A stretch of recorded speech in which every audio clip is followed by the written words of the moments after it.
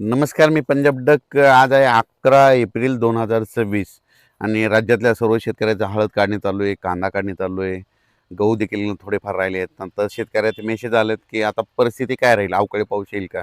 तर राज्यातल्या सर्व शेतकऱ्याला सांगू इच्छितो की आज आहे 11 एप्रिल 2026. आजपासून 20 तारखेपर्यंत राज्यात हवामान कोरडं राहणार आहे. 37, 38, 39, 40 अंशापर्यंत पारा वाढत जाणार आहे, म्हणून हा अंदाज लक्षात यायचा.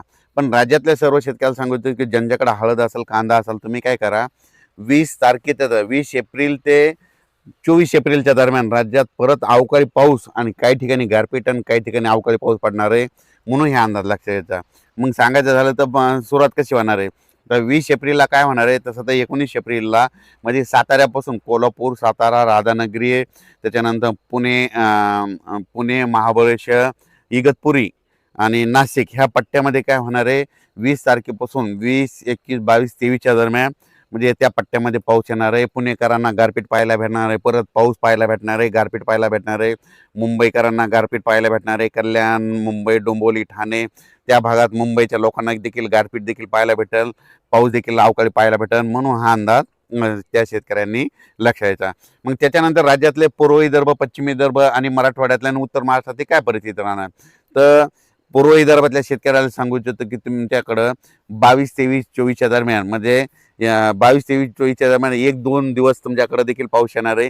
काही ठिकाणी गारपीट होईल, पण सगळीकडे पाऊस पडणार नाही, गारपीट देखील सगळीकडे होणार नाही, म्हणून हा अंदाज विदर्भातल्या पूर्व आणि पश्चिममध्ये 6, 5, 11 जिल्ह्यामध्ये, वर्धा जिल्हा झालं, नागपूर जिल्हा झालं, भंडारा जिल्हा झालं, गोंदिया झालं, गडचिरोली, चंद्रपूर, यवतमाळ, अकोला, अमरावती, बुलढाणा या जिल्ह्यातल्या सर्व शेतकऱ्याला सांगू इच्छितो की 21 एप्रिल ते 24 एप्रिलच्या दरम्यान तुमच्याकडे काही ठिकाणी गारपीट होईल, तुरळक ठिकाणी पाऊस देखील होणार आहे आणि काही ठिकाणी वारं देखील सुटणार, म्हणून हे अंदाज 24 एप्रिलचा विदर्भातल्या शेतकऱ्यांनी लक्षात येतं.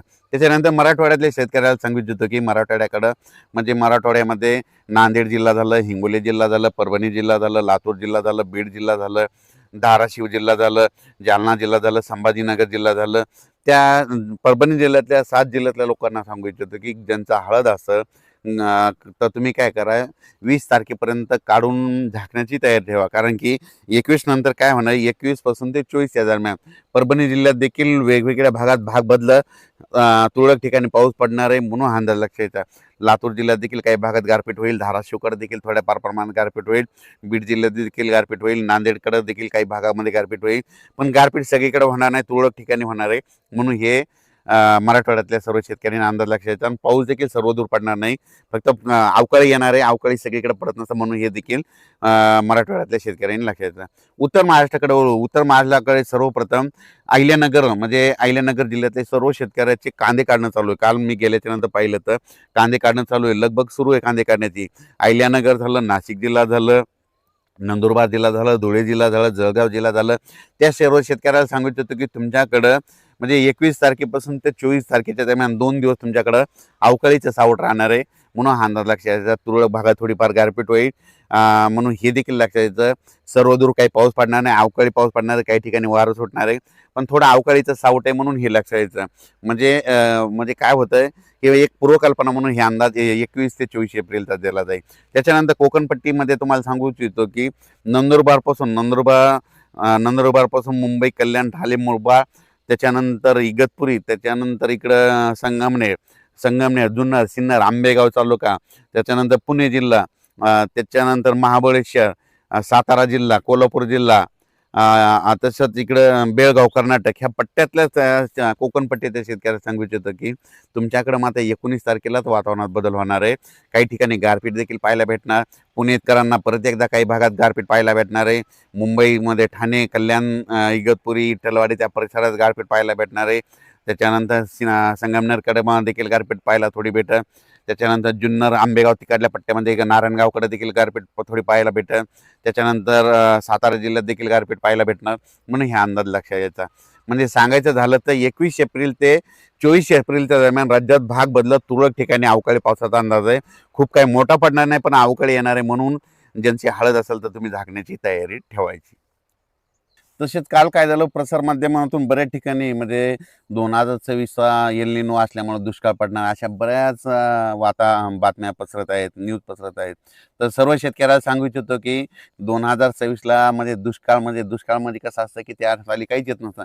दुष्काळ वगैरे काही पडणार नाही. तुम्हाला म्हणतो सांगू इच्छितो की यावर्षी चांगला पाऊस पडणार आहे, सरासरी इतका पडणार आहे, 550 ते 600 मिलीमीटर पडणार आहे. पिकं चांगली येणार आहेत, म्हणून ही सर्वप्रथम शेतकऱ्यासाठी आनंदाची बातमी. पण यावर्षी 2026ला आता परतीचा पाऊस जोरात पडणार आहे, म्हणून हे देखील सर्व शेतकऱ्यांना लक्षात यायचं. यावर्षी थोडाफार पाऊस कमी प्रमाणात आहे, पण पिकं मात्र चांगले येणार आहेत, म्हणून हे लक्षात यायचं. पण काय झालं, प्रसार माध्यमातून एल निनो बद्दल खूपच काही चर्चा चालू आहे. म्हणून या एल निनो बद्दल तुम्हाला एक सांगू इच्छितो. एल निनो नेमकं काय असतं आणि एल निनोचा खरं तर तुम्हाला सांगतो, याचा आपल्या भारतात काही फरक पडत नाही. तुम्हाला एक सविस्तर माहिती सांगतो. एल निनो बद्दल संपूर्ण समजून घेऊ. एल निनो आणि ला निना हे दोन मुळातच स्पॅनिश भाषेतील शब्द आहेत. पण याचा अर्थ नेमका ठाऊक नसला तरी लोक त्याचा संबंध मान्सूनशी जोडत आहेत. पण एल निनोचं नाव निघालं की दुष्काळ पडणार अशी बऱ्याच जणांच्या मनात भीती वाटते, आणि ला निनाचं नाव निघालं की पाऊस होणार असं वाटतं. पण यात तथ्य काय हे नेमकं जाणून घेणे गरजेचं आहे. एल निनोचं शब्दशः मराठीत नाव होतं बाळिशू. एल निनो हा शब्द स्पॅनिश भाषेतील शब्द असल्यामुळं त्याचं मराठीतून नाव होतं बाळिशू. बाळिशू हे नाव पडण्याचं कारण तुम्हाला सांगितलं होतो. एल निनो डिसेंबर महिन्यामध्ये उद्भवतो, आणि डिसेंबर महिन्यामध्ये नेमकं ख्रिसमसचा बाळिशूचा जन्म झाल्यामुळं त्याचं नाव पडलं बाळिशू, म्हणून एल निनो नाव पडलं. आणि ला निनाचा अर्थ आहे सुकन्या. हे केवळ नावं नाहीत, घटना नाहीत, तर आलटून पालटून सुरू राहणाऱ्या दीर्घ अवधीच्या समुद्रातील प्रक्रिया आहेत. सोप्या भाषेत सांगायचं झालं तर दक्षिण अमेरिकेमध्ये पेरू देश आहे. पेरू देशाच्या किनाऱ्याच्या पश्चिमेला जो प्रशांत महासागर आहे, त्या प्रशांत महासागराचं काय होतं, त्या समुद्राचं पाणी डिसेंबर महिन्यामध्ये थोडं गरम होतं, म्हणजे तापल्या जातं. म्हणजे काय होतं, ते तापमान अर्ध्या अंशानं वाढतं, आणि ती तापमान वाढ काय होती, समुद्रावाशी पसरल्या जाते. अर्ध्या अंशानं तापमान वाढलं, सौम्य एल निनो निर्माण झालं जाहीर केलं जातं. पण ते तापमान 2 अंशानं जर वाढलं तर अतितीव्र एल निनो निर्माण झालं जाहीर केलं जातं, आणि आपल्या इकडं दुष्काळ पडणार असं म्हणतात. पण तुम्हाला एक सांगू इच्छितो की ज्या ज्या एल निनो जो असतो ना, एल निनो कधी निर्माण होतो, डिसेंबर महिन्यामध्ये. पण त्याआधी आपल्या भारतामध्ये जून, जुलै, ऑगस्ट, सप्टेंबर, ऑक्टोबरमध्ये नैऋत्य मान्सून आधीच निघून गेलेला असतो. मग पुढच्या वर्षी एल निनो कसा राहील त्याचा आधी भाकीत मांडणं हेच सगळ्यात महत्त्वाचं चुकीचं आहे. तुम्हाला एक सांगू इच्छितो, आणि जे अंदाज व्यक्त करत असताना एल निनो आणि ला निना ह्या प्रक्रिया आहेत ना, दरवर्षी काय होतं, साधारण म्हणजे 2-4 वर्षात कधीतरी आलटून पालटून निर्माण होता. पण काय झालं, परिस्थिती अनेक वर्षी प्रशांत महासागराचं तापमान सरासरी इतकं राहतं, मग एल निनो नसतं आणि ला निना बी नसतं.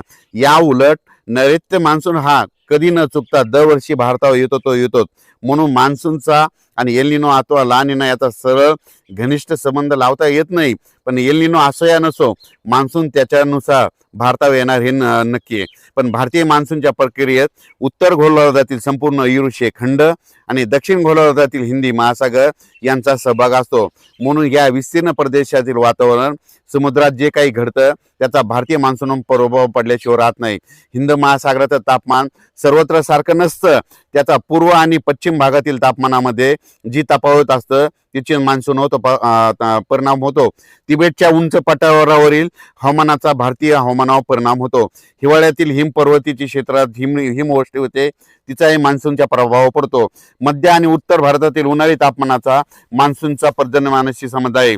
तरी हल्लीच्या काळात हवामानशास्त्रज्ञ ह्या संबंधाकडे दुर्लक्ष करत आहेत, फक्त एल निनो विषयी बोलत आहे असल्याचं आपण पाहत आहे.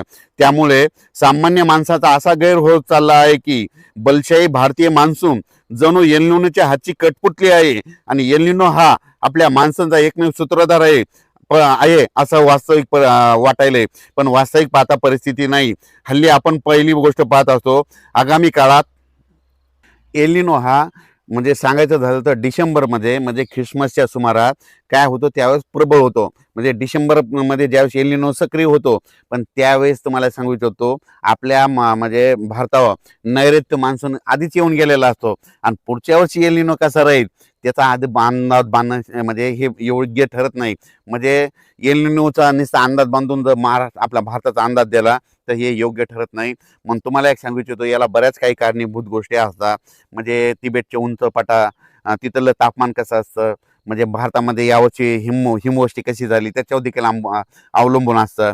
हिंद महासागराचं तापमान, आपलं अरबी समुद्राचं तापमान, भारतातलं तापमान, उत्तर आणि मध्य भारतातलं तापमान त्याच्यावर देखील अवलंबून असतं.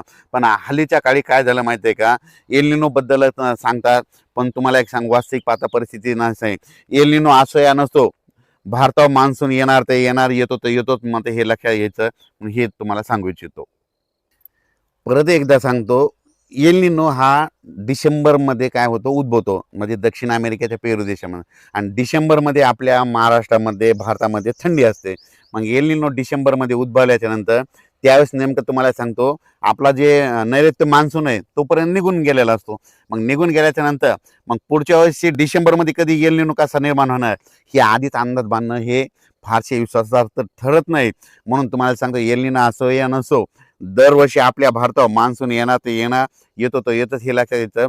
पण काय झालं तुम्हाला एक सांगू इच्छितो, की हे ग्लोबल वॉर्मिंगमुळं, वाढत्या तापमानामुळं काय झालं, निसर्ग 22 दिवस पुढे सरकला, थंडी 22 दिवस पुढे सरकली, उन्हाळा 22 दिवस पुढे सरकला, पावसाळा 22 दिवस पुढे सरकला. दरवर्षी पाऊस कधी येतो, लहान मुलाला जरी विचारलं तर तो म्हणतो 7 जूनला येतो. मग आता काय झालं, हे निसर्ग पावसाळा, उन्हाळा, हिवाळा 22 दिवस पुढे सरकला ना. मग तुम्ही काय करा, त्या 7 जूनमध्ये 22 मिसळा. दरवर्षी आपल्या महाराष्ट्रात पाऊस कधी येणार, 27-28 जूनच्या दरम्यान पाऊस येणार. हे कारण पुढं आणखीन 20 दिवस जायला शिका. म्हणून यावर्षी देखील पाऊस चांगला पडणार आहे. तुम्हाला एक सांगतो, सरासरी इतका पडणार आहे. आणि दुष्काळ म्हणजे कसं असतं, की त्यावर्षी काहीच पिकत नसतं, तसं दुष्काळ वगैरे काही पडणार नाही. माझी सर्व शेतकऱ्याला विनंती, यावर्षी शेतकऱ्यासाठी मालामाल करणारं साल ठरणार आहे. शेतकरी मालामाल होणार आहे, पाऊस जेमतेम पडणार आहे, पिकं चांगली येणार आहेत, आणि परतीचा पाऊस एक चांगला पडणार आहे. म्हणून ही सर्वप्रथम शेतकऱ्यासाठी एक माहिती देत आहे. परत एकदा अचानक वातावरणाबद्दल परत एकदा माहिती दिली जाईल.